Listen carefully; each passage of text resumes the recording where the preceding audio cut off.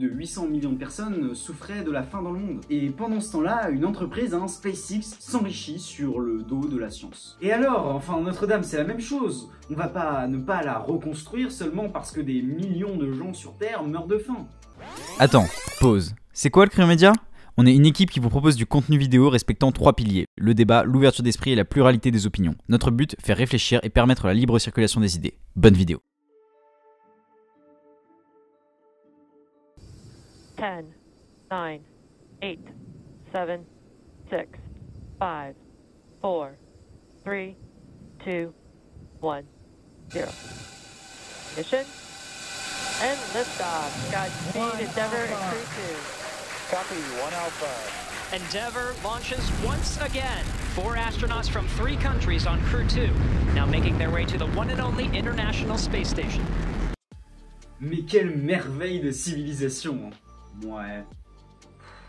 Quoi, C'est juste magnifique, enfin être capable de faire décoller plusieurs centaines de tonnes et les amener à plus de 400 km du sol, enfin c'est incroyable. Le tout avec une précision remarquable puisqu'à la moindre erreur, c'est l'explosion et la fin de mois de travail et au pire, la mort des astronautes. Ah non mais je dis pas le contraire, c'est très beau, voir cette traînée rouge transpercer l'horizon et disparaître quelques minutes plus tard.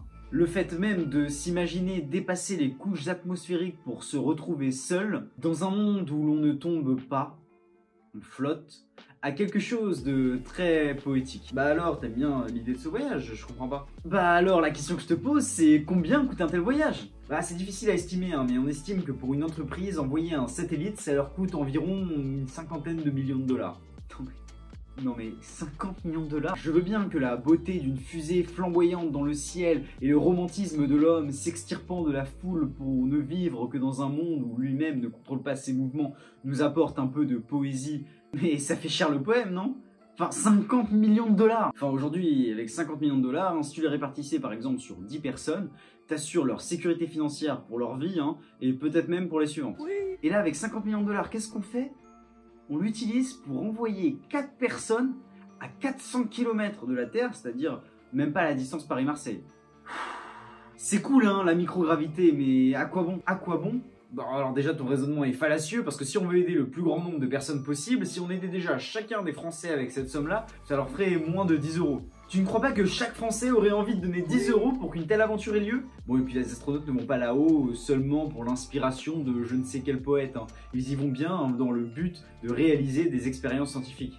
Des expériences qu'en soi on pourrait réaliser sur Terre. Et puis le seul prix du décollage ne suffit pas, en fait l'addition, je crois, elle est beaucoup plus salée.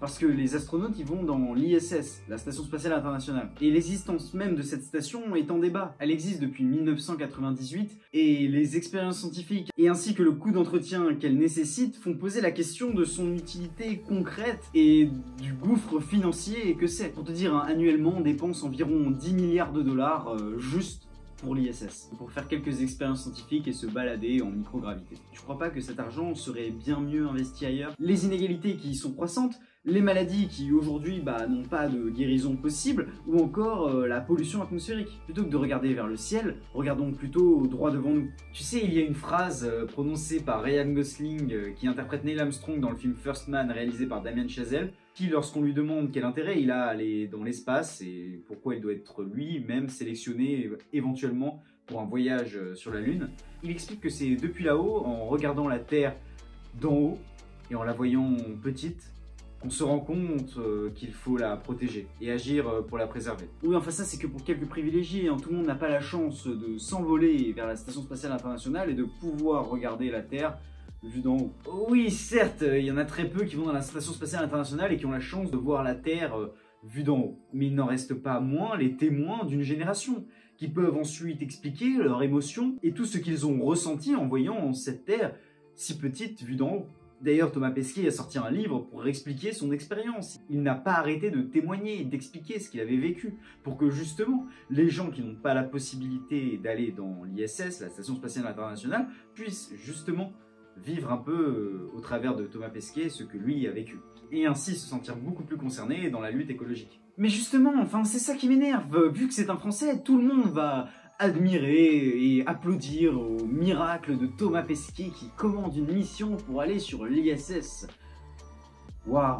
Il faut absolument que tout le monde soit derrière Thomas Pesquet, hein, parce que Thomas Pesquet, ce héros français qui va dans l'espace pour sauver les Français. Ah bon? Non. Il fait quoi alors? Faut pas oublier qu'il va juste dans une navette américaine, construite par une entreprise américaine, et que tout cela se fait dans le cadre d'un programme international. Enfin, arrêtons tout ça et laissons les Américains faire leur petite balade dans l'espace si ça les amuse, mais concentrons-nous, nous, sur les vrais problèmes, et faisons peut-être là la fierté française. Oui, comme ça, soyons bien sûrs de leur domination technologique, hein. Ne participons à rien, ne faisons rien, et c'est sûr qu'on n'aura aucun retard. Hein. Juste pour te donner un exemple sur les expériences qui vont être réalisées.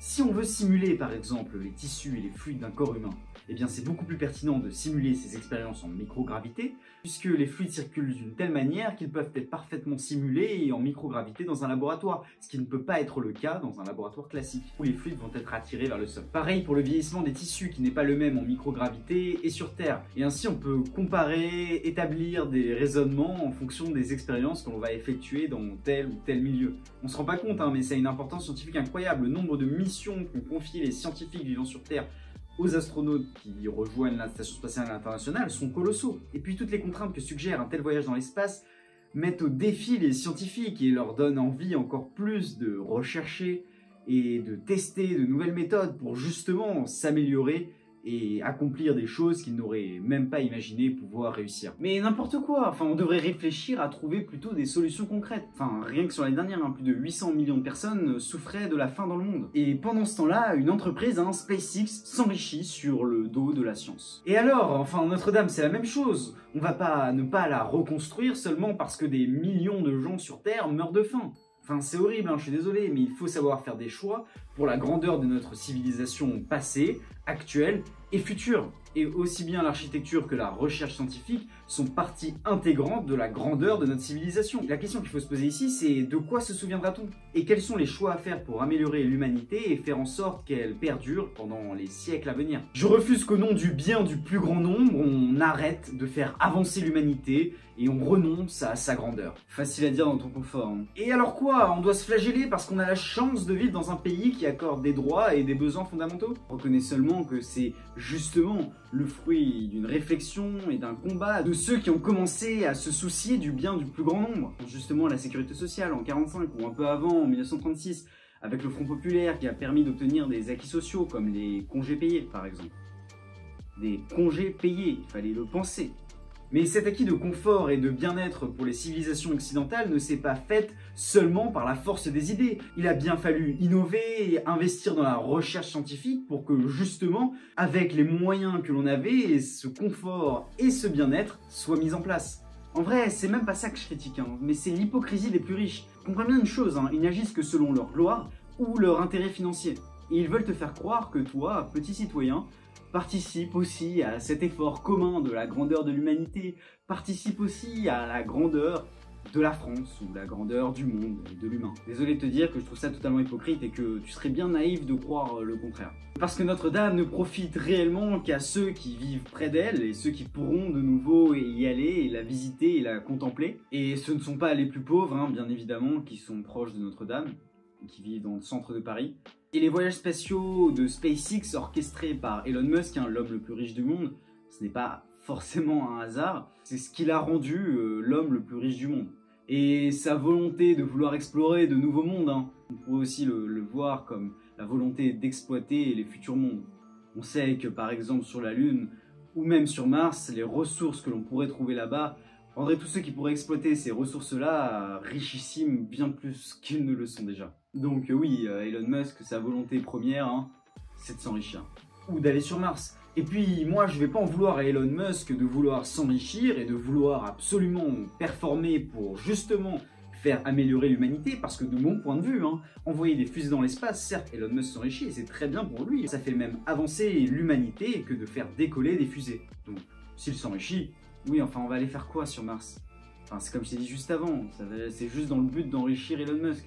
Mais imaginons qu'il ait une vision et qu'il veuille améliorer le sort de l'humanité. On va faire quoi sur Mars? On va vivre dans des bulles? On va terraformer la planète pour qu'elle ressemble à la planète Terre, c'est-à-dire injecter des quantités astronomiques de gaz pour créer une atmosphère?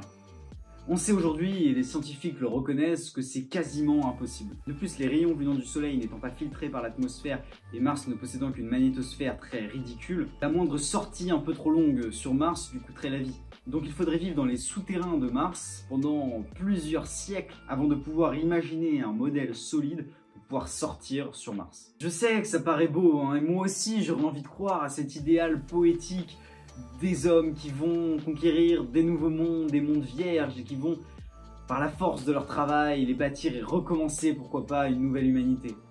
Mais je crois que c'est impossible en fait. Pourquoi vouloir quitter la Terre, que nous avons souillée, et vouloir rejoindre une nouvelle Terre, que nous souillerons aussi? Pourquoi vouloir rester dans l'idée que l'on va rester bloqué sur une seule planète, et ne pas plutôt s'imaginer que l'on va conquérir de nouveaux mondes? Alors juste pour rappel, hein, je veux pas te déprimer, mais le Soleil engloutira la planète Terre d'ici 5 milliards d'années. Et je pense que notre départ doit se préparer dès maintenant, si on ne s'est pas détruit d'ici là.